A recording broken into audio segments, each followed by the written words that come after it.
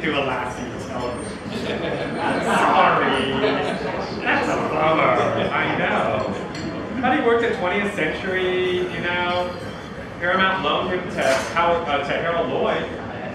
He did all the direction for Harold Lloyd. And so that part, I think, is really, really interesting to have those kinds of connections between somebody that I know for a lot of us in town, we might just think that, oh, this is just such a nice little local guy doing kind of cool work here. Which is okay, he did, but he's also connected to a lot of stuff around Southern California. So I'll pass this around too. This is like a whole bunch of stuff. Not that you want to sit there and read the whole thing. At least it gives you a little bit of that. Here, I'll give you that. It gives you something to look at while you're eating dessert. Pardon me? He also did movies. Yeah, he did do movies, because you know, Laguna was a big part of the movie industry. Big part of the movie industry, mainly because of the scenes that were able to be created. So that's a big part of the history that often, within the history of Laguna, you don't hear about a lot of it directly here. All you see is a little thing like, oh, there were some movies done in the 1920s in Laguna Beach. But if I'm hearing talks in the Hollywood area, that's where a lot of that history comes in because of those links. And so that becomes a very big thing related to what was happening in the movie industry, mainly related to the issues related to lighting effects.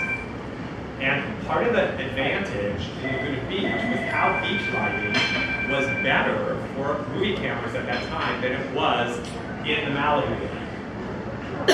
And yes, and part of that had to do with the level. I mean, it's like so weird. This is kind of an odd topic, but I'm sorry, but it all helps us, and then we can all go talk about it. But it did have to do with the level of moisture in the air here, and the consistency of it throughout the day that made the lighting more even. And that was not the case when you go further north on the coastline. And so that's why in so many of the other beaches that were a lot easier to get to from the movie industry, the movies were not done on the beaches. And so besides the scenic areas that we have here, related to the rocks and the coves and everything else that might go on, the idea related to the lighting was a huge difference because it was essentially almost as if you had a lighting scrim over the entire scene, but they did not have the equipment back then to be able to do that. So it wasn't like, oh, well, we don't have to set up scrims. They didn't really even know about that stuff then. But it made a huge difference in how the film work could be done. And so even films could be shot that looked like it was being done in the evening, like it was a night shot, but they didn't have that high resolution and the darkness that can happen on films now. But they were able to do that either very early in the day or later in the day and make it look like a night scene here in Laguna. So it wasn't only just beach scenes that were done. There were also canyon scenes that were done that kind of were a little bit western looking. Those kinds of things were all done. But it's amazing when you look at some of the archival photographs of the props and backstage sets that were just built on the beaches and left there. And that part's pretty fun to see because you see these pictures and it's like, oh, it looks like a whole different ancient thing. I mean, there's even something that looks a little bit like Aztec or Mayan. It was built on the beach. And seeing all these old photographs, I think, is great. I don't know, is there a motion picture history archive in town? Is there a group related to that or something? I didn't know of it either. That's why I kind of wondered about that. I think that would be kind of popular. I mean, it would kind of be a little bit of an outreach within not just Southern California, but pretty much internationally as far as the history of the film industry. So that kind of a little bit about what was going on, I think, is interesting.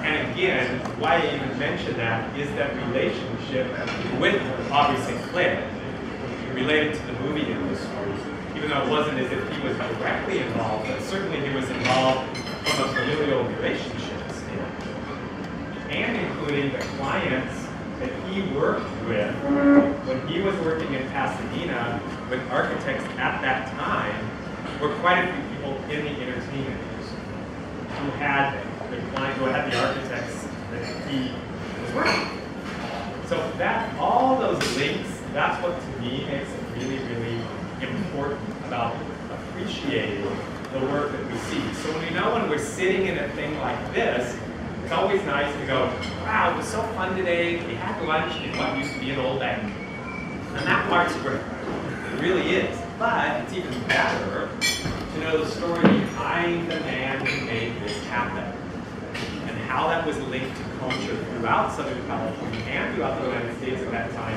related to direct familial relationships. And that part, I think, is really, really important to kind of have the outreach that we all need within communities in order to link arms. So that part makes it fun. But his dad was great, Norman, and that, what's interesting is there's a little bit of confusion when you are talking with people about this, because it was Norman St. Clair, and then Aubrey, and then Norman St. Clair. And so it's a little bit of confusion between Norman and Norman's grandson, and so you often see that documentation a little bit different, where they changed the dates because it was the same name. And so there is a little bit of confusion there. But Norman St. Clair's dad, being what sometimes is called the very first artist to come to Laguna Beach, but that's not exactly accurate. But it's one of the earliest artists to be in Laguna Beach, and that was a big step, a really big thing. I mean, he still lived out in the San Gabriel Valley, which was always important because that's where the family was based. But it was really important that very early link with his dad, Norman St. Clair, who unfortunately didn't really live that long. It would have been great if he lived longer. But that amount of history is super important within the arts culture in Laguna Beach and also throughout Southern California. Because that link, which has always been the case, and it's always very interesting to be aware of that, along the beach communities within South Orange County, the direct links between the San Gabriel Valley is super important. That's a very, very important link. And part of that happened because of the developer industry. And so it's really important to know that many people that agreed to buy a house in the 1920s in the San Gabriel Valley, and you can go through the documentation to look at it, for $1, they got a beachfront lot in South Orange County. Yep, they sure did.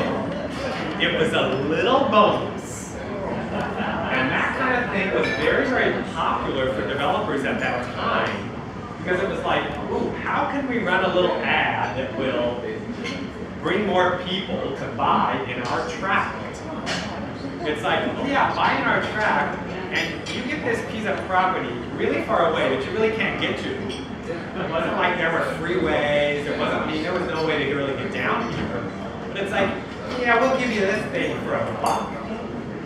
And so even if you look at someplace like at Capistrano Beach or Beach Road, that's how a lot of those lots were even sold down there. If you bought a house in Pasadena, you got another piece of property for $1. And the same thing happened in Newport Beach. It was exactly the same, starting very, very early in those communities in the late 1800s. So if you bought a Victorian house in parts of Los Angeles, you got a beachfront lot out in the middle of nowhere. And that part has been amazing. And I'm very happy that my family bought some of those early houses, and we got a lot of beachfront lots for $1. So, yeah, it's so funny. I mean, it really, it's just so funny. And so those kinds of things existed a lot within California, because a lot of those properties also wasn't only just beachfront. Sometimes for that $1, you got a piece of property out in the middle of nowhere that is still out there. I mean, really, it hasn't even developed now. But you get desert property or, whatever. But it was really lucky for a lot of people to be able to get coastal properties in these kinds of segments that happen. Because the very first part of Laguna Beach, you know what you got from the federal government. 160 acres. That's what you got for homestead. That's how it was first developed. So the very first property owners, they got 160 acres. That's how it happened. Except for the guy who got, all down all down sort of Aliso Creek there, right at the entrance of Aliso Beach, you know. He only got 152 acres because it didn't go up the hill. So his package was 150 acres. But everybody else pretty much got 160 acres. And that's just how homesteading went. And so out the middle of what at the time was kind of nowhere, that's where it happened. So that link, why I even bring that up is that link between the St. Clairs and the rest of Southern California is really the direct path to why they ended up here. There's all that long kind of chain of events that really made a difference in where people came from. So it's really important. It's always kind of fun to think, oh, they just wanted to come to the beach and they fell in love in Laguna. But in fact, there's really a lot of broader, deeper connections between how people ended up here to help create this area. So that part makes it fun. So can anybody else talk about? Anybody else want to talk about Aubrey? One of the stories that I always like to be told, Ted, is, you know, we have a lot of Tudor, architecture throughout Laguna. And a lot of that came from Aubrey St. Clair. And a lot of that, the influence was people going off to war in Europe. In World War I. Correct. That's where the Tudor architecture came. That's kind of it's a very cyclical approach to how architecture has always happened. It's exactly why we have so much Tudor-style architecture in Carmel. Is exactly that reason, because of the military connection of the Monterey Peninsula. But we have a ton of it. We have a ton of it for that reason. And so those connections that happen during wartime has always been a big part of it. I mean, there's even literally that same kind of thing because of the Civil War. And so how did all those pillared houses end up in the north when they were based in the south? And a lot of that had to do with the Civil War. So that kind of repetitive aspect of what happens is very, very consistent. It's very, very consistent in how that happens. And that's even consistent now related to military. So wherever people end up, I mean, people that, why do you think there was a whole bunch of even Asian influence in stuff post-Vietnam? Even that's the case. Because there was that kind of relationship in, wow, this is really nice. They get to see something new, something they may have never seen before, that then kind of is ingrained in the cultural aspect of what kind of spaces we like to see. So that level of history is always great. But yeah, it is a big influence related to that. That's cyclical. Yeah.